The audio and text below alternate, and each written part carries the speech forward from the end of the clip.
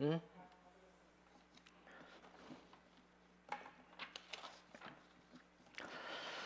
조용한 기도 들으시면서 수요 예배를 시작하겠습니다.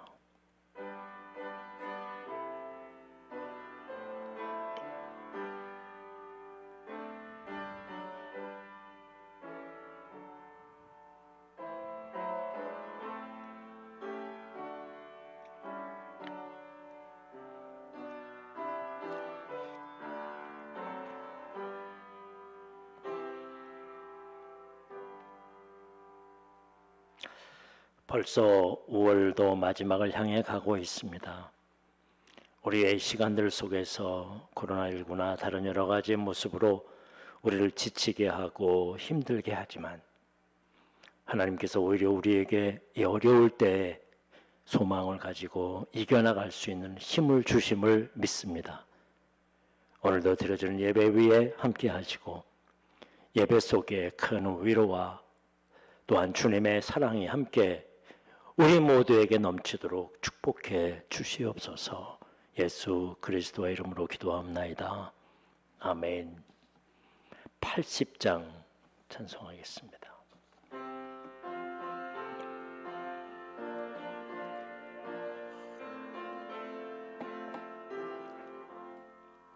전지에는 이름 중 귀하고 높은 이름 주 나시기 전 지으신 주의 이름 예수 주 앞에 내가 엎드려 그 이름 찬송함은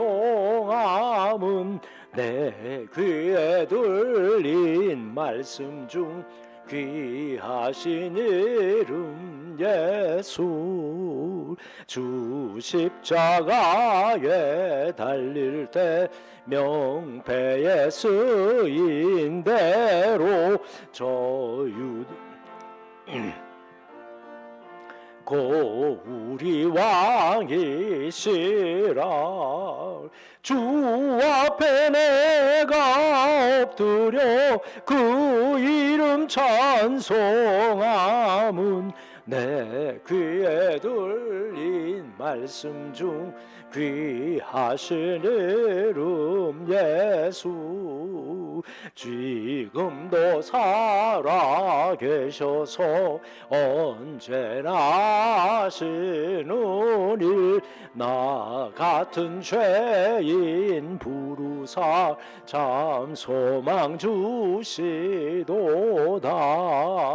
주 앞에 내가 엎드려 그 이름 찬송함은 내 귀에 들린 말씀 중 귀하신 이름 예수 주 예수께서 영원히 어제나 오늘이나 그 이름으로 우리에게 잠복을 내리신다 주 앞에 내가 엎드려 그 이름 찬송함은 내 귀에 들린 말씀 중 귀하신 이름 예수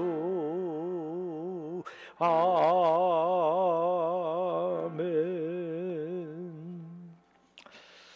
오늘 우리에게 주신 하나님의 말씀은 로마서 9장 9절입니다.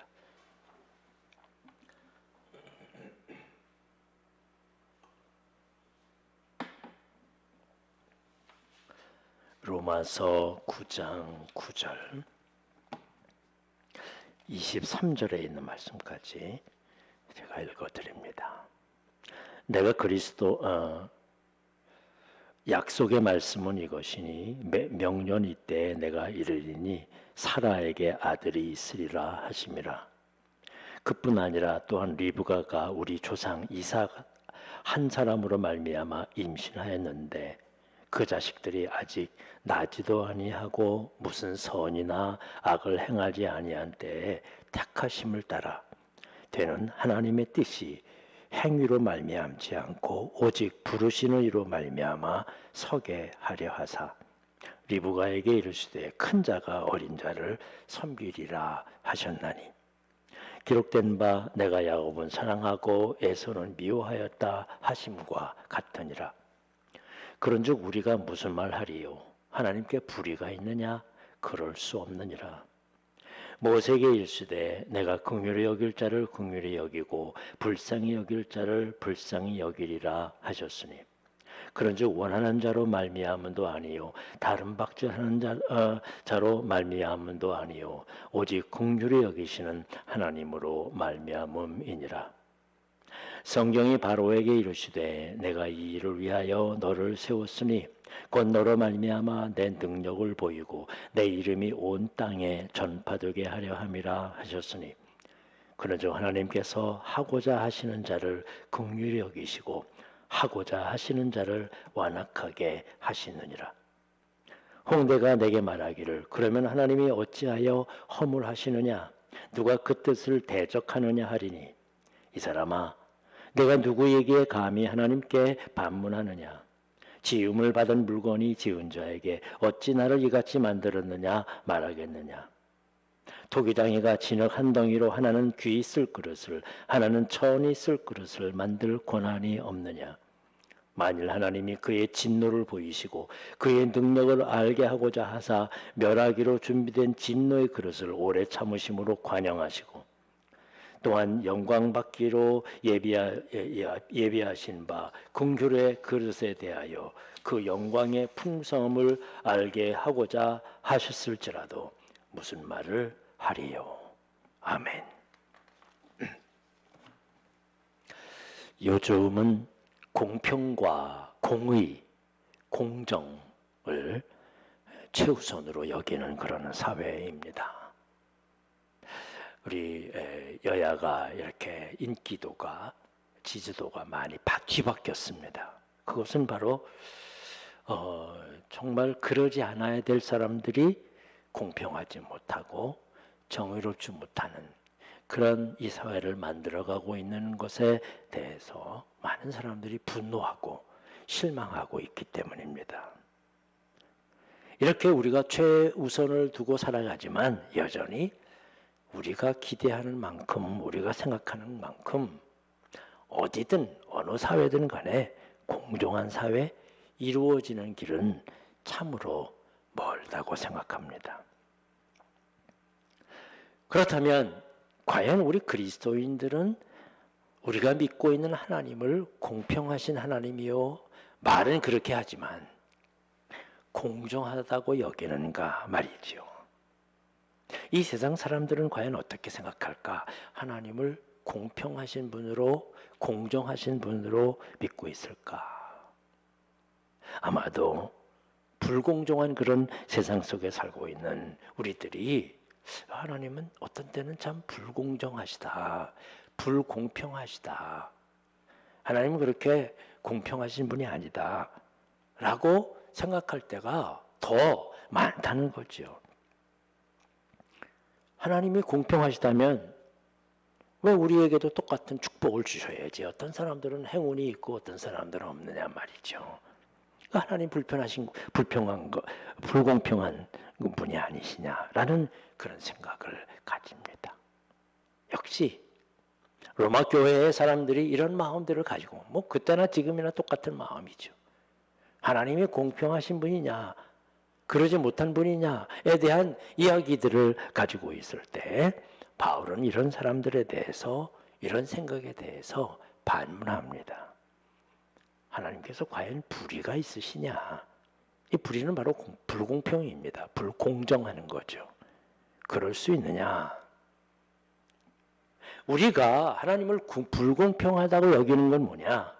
그건 바로 그 하나님을 바라보는 우리 자신들이 불공평하지 않기 때문에 남들은 그렇게 평가하고 판단하고 저 사람들이 불공정하다고 수없이 얘기하지만 과연 우리가 공평한가?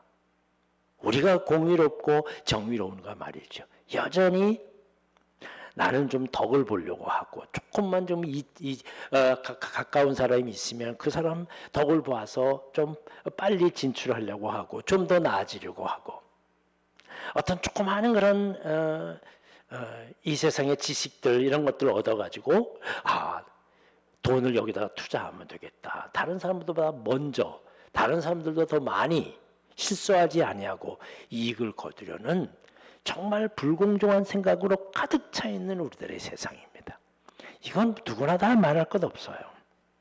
그래서 바울은 이렇게 합니다. 이렇게 얘기하는 거죠. 하나님이 불공평하다고 여기게 되는 이유는 우리 자신들이 우리가 너무나도 불공평하기 때문에 그러는 거예요.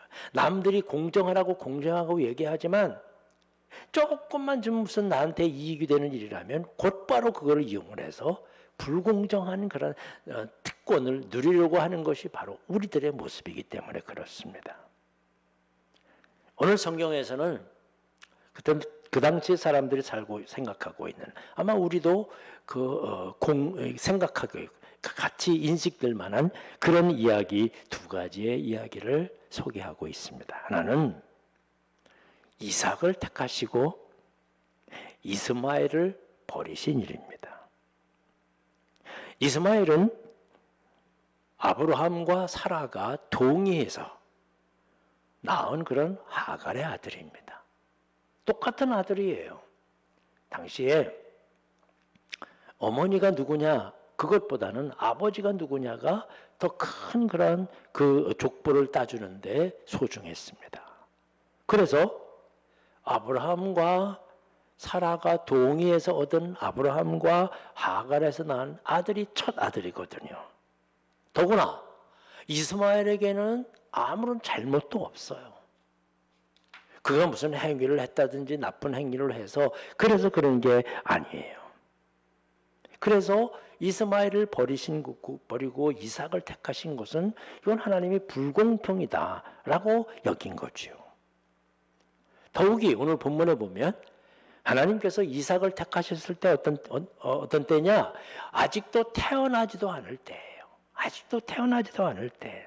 아직 태중에 있지도 않았는데 어떤 기준으로 이스마엘을 버리고 이삭을 택하셨는지 알 수 없는 일이고 불공평한 일이었습니다.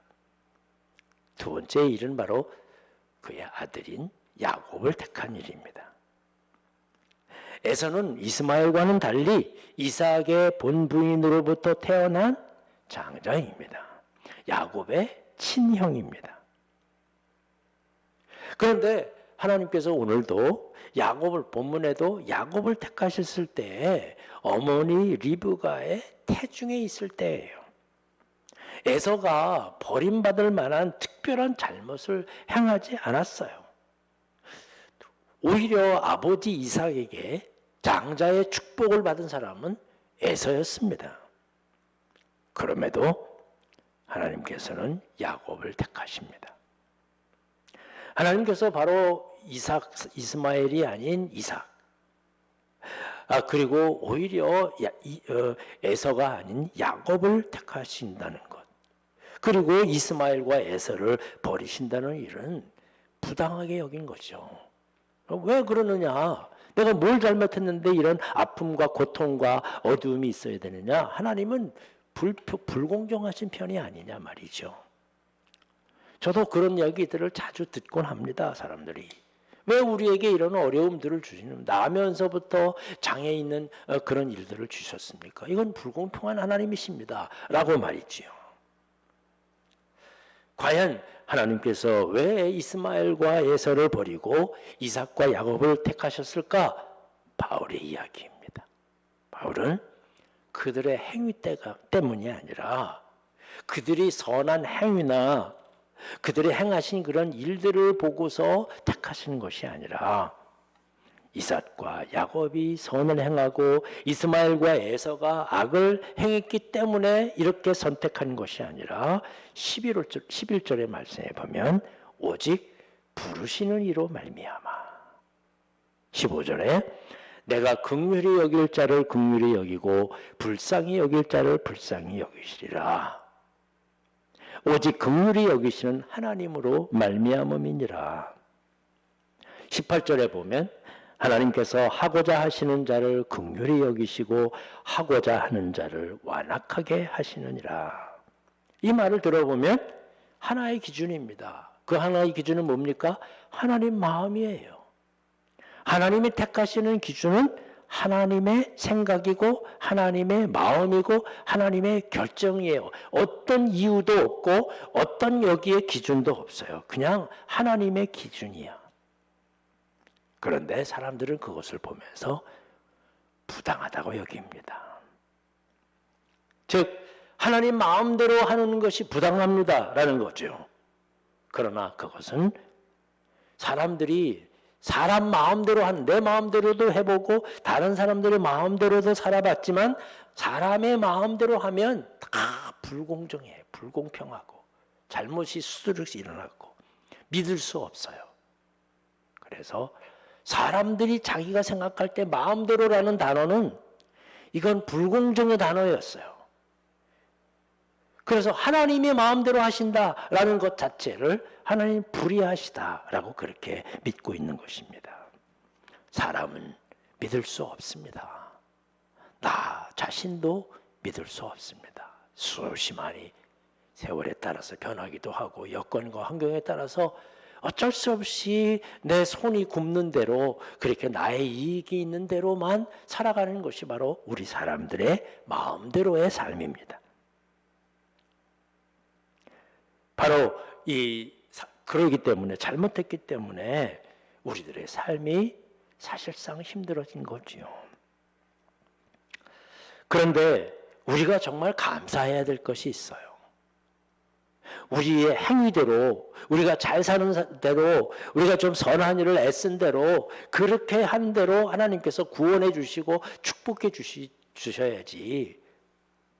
우리가 알지도 못하는데 우리 택함을 받거나 택함 받지 못하다면 불공정합니다 라고 말한다면 과연 이 행위로 우리의 선한 행위로 하나님의 기준에 들 수 있는 사람이 얼마나 되겠습니까?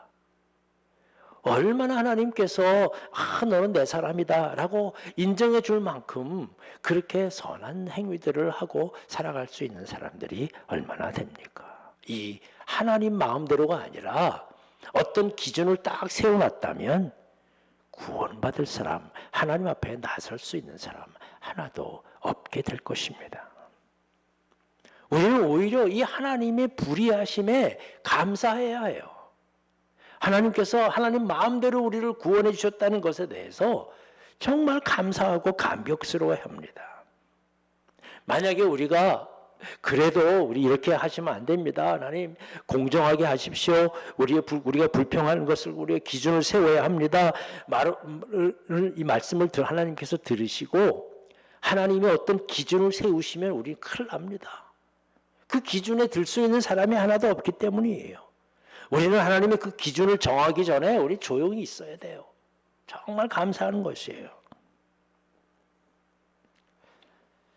또 하나 하나님께서 마음대로 선택하는 것이 불의하다라고 여기는 이유는 뭐냐?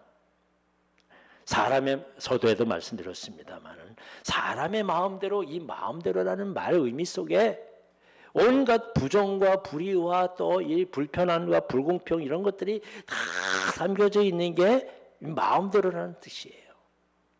그래서 하나님 마음대로 하신다라는 말 속에서 불공평하다는 이야기들이 수없이 나오는 겁니다.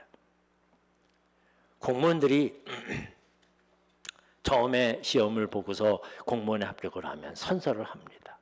그것도요 매년 합니다. 선서를.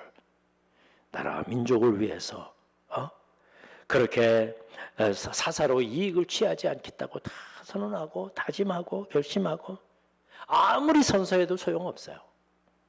아무리 돈을 많이 가져도 소용이 없어요. 다 왜냐? 그게 사람이기 때문입니다. 물론 잘못한 사람들 누구나 다 그런다라고 이렇게 물타기로 넘어가서는 안 되지만 잘못한 것은 집어내야 되겠습니다만은 누가 그러지 않은 사람이 있느냐 말이죠. 어느 곳에든 다 그런 이권이 있고 이익에 개입해서 이익을 누리려는 사람들로 모두가 다 꽉 차 있는데요. 우리라고 그러지 않습니까? 저라도 그러지 않겠습니까? 처음 미리 알아가지고 뭐 반값에 살 수 있다 그러면 대돈변을 내서라도 그걸 사고서 이익을 얻을 만한 그런 사람들이에요. 모두가 다. 그러면서 하나님을 불의하시다, 불공평하시다라고 불평합니다. 여러분, 우리는 하나님을 믿는 사람입니다. 그것도 하나님 마음대로 하시면 진짜 의롭고 공의로우신 하나님이시오. 하나님 마음대로만 하시면 불공정이 사라지고 정의로운 사회를 이룩할 수 있다는 것, 그것을 믿고 있는 사람이 바로 우리들입니다.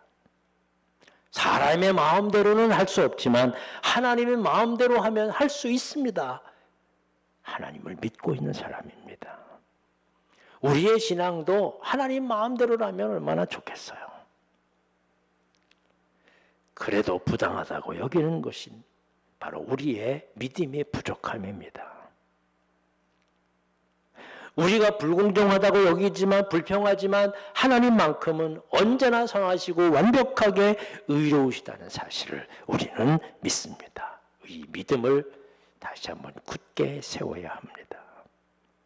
만약에 우리가 살아가면서 하나님은 좀 불공평하시다, 저 사람은 저렇게 그냥 일이 살살 슬슬 풀리게 하시고 나에게는 왜 이렇게 마냥 어려움들과 짐만 주시는가 라고 하나님이 불의하시고 하나님이 불공정하시다는 그런 생각이 들면 그때는 어느 때냐 하면 내 믿음의 경고등이 켜지는 순간이에요. 내 믿음이 지금 흔들리고 있다는 그런 경고예요. 하나님이 불의한 이슈를 억지로 해석할 필요도 없습니다. 억지로 받아들일 필요도 없어요. 문제는 내 믿음이 지금 흔들리고 있다는 거예요. 내 믿음이 문제가 있다는 것을 드러내는 것입니다. 심지어 오늘 바울은, 세상 사람들은 바울에게 이렇게 질문합니다. 하나님은 그런데도 불구하고 어떻게 허물하시느냐? 이 허물하신다는 말은 책임을 물으신다는 거거든요.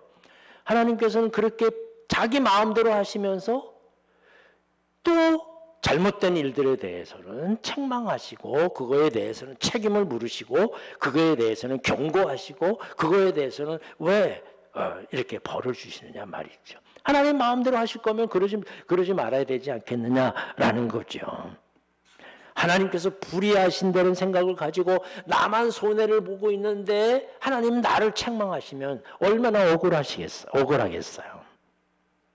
그럴 때 바울은 이렇게 얘기합니다. 20절에 이 사람아, 내가 누구이기에 감히 하나님께 반문하느냐? 지음을 받은 물건이 지은 자에게 어찌 나를 이렇게 만들었느냐 말하겠느냐? 토기장이가 진흙 한 덩이로 하나는 귀 있을 그릇을 하나는 천 있을 그릇을 만들 권한이 없느냐. 사실 이 말씀대로 하나님이 하시는 일을 무조건 받아들여라, 무조건 믿어라 라는 말씀은 우리 현대인들에게는 좀 받아들이기 힘든 말씀이기도 합니다. 바울은 이 일에 대해서는 함구해요. 그 이유에 대해서는 함구합니다. 그리고 분명하게 계속해서 반복합니다. 한 가지, 하나님은 하나님 마음대로 하실 수 있는 분이고 그게 정의의 기본이고 그게 공정의 기초요. 이 사회를 정의로운 사회로 만들어가는 그런 하나님의 믿음의 자취라는 것입니다. 그렇기 때문에 이런 생각을 들 때마다 언제나 우리는 다시 한번 우리의 믿음을 수정해야 돼요. 그러니까 믿음 흔들려 있는 믿음들을 다시 한번 기본을 닦고 그리고 믿음의 기초를 세우고 하나님 말씀대로 순종하는 거예요. 말씀은요, 그때그때마다 설득할 수 없습니다. 설명하고 설득해야 되는 것이 아니라 말씀은 순종함으로 이해되고 깨달아지는 것입니다. 이 놀라운 신비예요. 이상하게도 머릿속에는 안 들어와요. 마음속에는 받아들이지 않아. 왜 그럴까? 의심이 생기고, 그러나 순종하다 보면 믿음이 생기고 하나님 말씀을 따르다 보면 깨달아지고, 이게 하나님의 뜻이었구나 라는 하나님을 진짜 이제 몸으로 알게 되었다고 고백할 수 있게 되는 것입니다. 하나님 말씀은요, 명령입니다. 들어도 좋고 안 들어도 좋은 권면이 아니라 명령이에요. 꼭 이루어야 할 말이에요. 명령 앞에는 어떤 일이 있어야 되느냐? 순종만이 있어야 됩니다. 그래서 바울은 결론적으로 두 가지를 제시하고 있습니다. 그리스도인들의 자세. 첫째로 하나님은 언제나예요. 언제나 선하시고 의로우시다는 거예요. 우리에게 어떤 일이 있더라도 말이에요. 어떤 일들이, 어려운 일들이 있을지라도 그것이 나에게 선하게 이루어질 것이라는 하나님의 뜻이기 때문에 우리는 그것을 믿습니다. 비록 내가 있을 때, 내가 정신을 차리고 있을 때 이 세상이 바뀌어지지 않더라도 그 믿음을 가지고 살아가는 자의 행복과 또 축복을 누리게 되는 것입니다. 두 번째로는 하나님께서는 누구도 침범할 수 없는 절대적인 권세를 가지고 계시는 분이라는 거죠. 사람은 자기가 옳다고 여기는 것을 다릅니다. 그러면서 하나님이 그 길을 가라고 하시는 그 길에도 옳다고 여기면 따르고 그게 내 뜻이 아니다, 내가 생각할 때 바르지 않다 여기면 따르지 않습니다. 이 세상 사람 다 그런데 우리도 그렇다는 거죠. 우리도, 예수 믿는 우리들도 이 말씀이 나에게 맞으면 아멘하고 그러지 않으면 외면하고 무시하고 살아가는 우리들의 모습입니다. 어느새 우리의 신앙이 예수님의 말씀이에요. 하나님의 말씀과 그 행하심을 취사 선택하고 있다는 것입니다. 얼마나 안타까운 일인데요. 말씀은 우리가 좋은 것을 취하고 나쁜 것을 버릴 것이 아닙니다. 말씀은 선택이 아니야. 바른 신앙이 아닙니다. 우리의 생각보다는 먼저 따르고 순종하는 자세가 필요한 것입니다. 하나님만 의롭습니다. 예수님만 선하십니다. 분명히 믿으십시다. 그리고 그 말씀대로 우리 벌써 올해도 반 정도가 지나가고 있잖아요. 얼마나 빨리 지나가고 있는데요.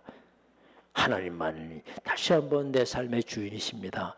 어떤 불공정과 불의한 마음들, 하나님에 대한 생각들 다 지워내고 오직 내 앞에 있는 내가 해야 할 순종의 삶을 우리 두벅두벅 걸어가심으로 말미암아 주님께서 주시는 말씀의 의미를 깨닫고 감사함으로 살아갈 수 있는 여러분들이 되시기를 주님의 이름으로 간절히 축원합니다.